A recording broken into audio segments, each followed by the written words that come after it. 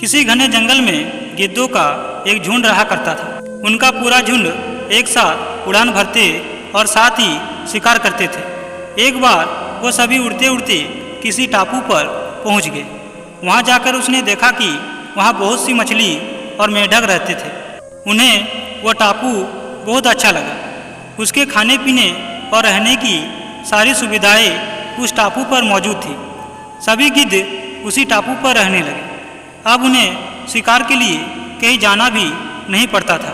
सभी बिना किसी मेहनत के भरपेट भोजन करते और उस टापू पर आलस में जीवन जीने लगे। उसी झुंड में एक बूढ़ा गिद्ध भी रहता था। वह बूढ़ा गिद्ध यह सब देखकर बहुत परेशान रहता था। उसे अपने साथियों की आलस भरी दशा देखकर बहुत चिंता होने लगी।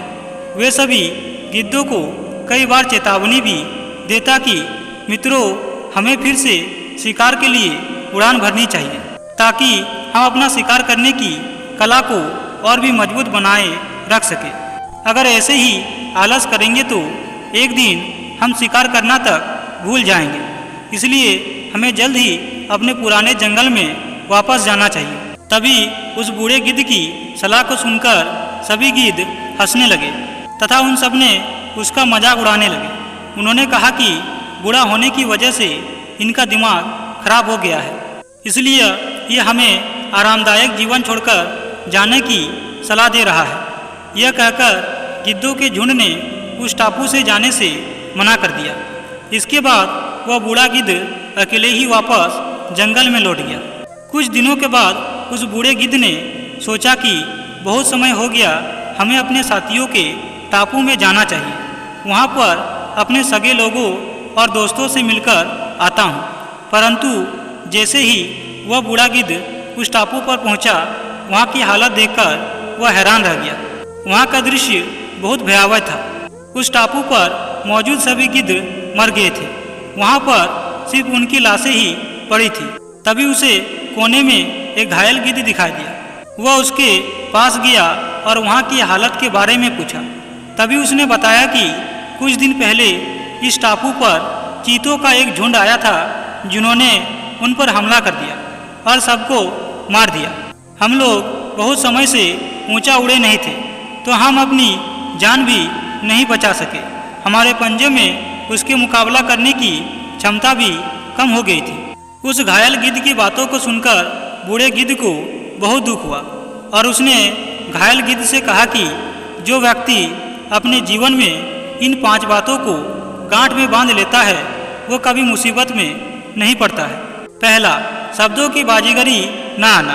आप दिल और दिमाग से बहुत अच्छे इंसान हो सकते हैं, साथ ही ज्ञानवान भी, लेकिन अगर आप अपनी बात कहने के लिए सही शब्दों का चयन नहीं करते हैं तो आपको मुसीबतों का सामना करना पड़ेगा।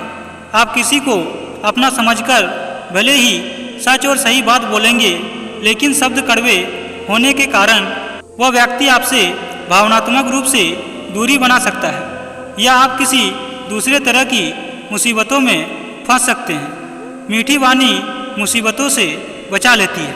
दूसरा, अपनी बुराई सुनकर परेशान ना हो। अगर आप अपनी बुराई सुनकर परेशान हो जाते हैं और ऐसा करने वाले लोगों के साथ वाद विवाद में उलझ पड़ते हैं, तो इससे आपकी ऊर्जा का ह्रास होता है और आप अपने लक्ष्य से भटक सकते हैं।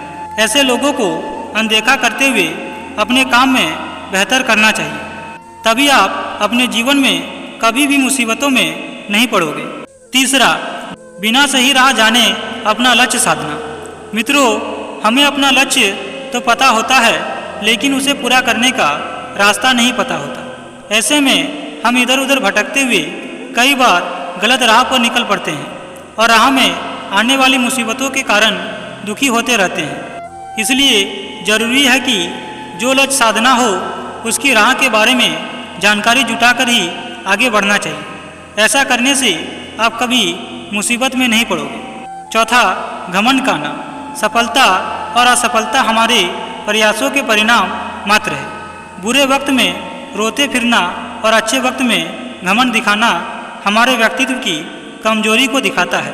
ऐसे में जरूरी है कि घमंड के भाव से खुद को दूर रखें, क्योंकि घमंड इंसान के विवेक को शून्य कर देता है और अहंकारवश मनुष्य अपना ही नुकसान कर बैठता है। पांचवा, दूसरों की परेशानियों में खुश होना।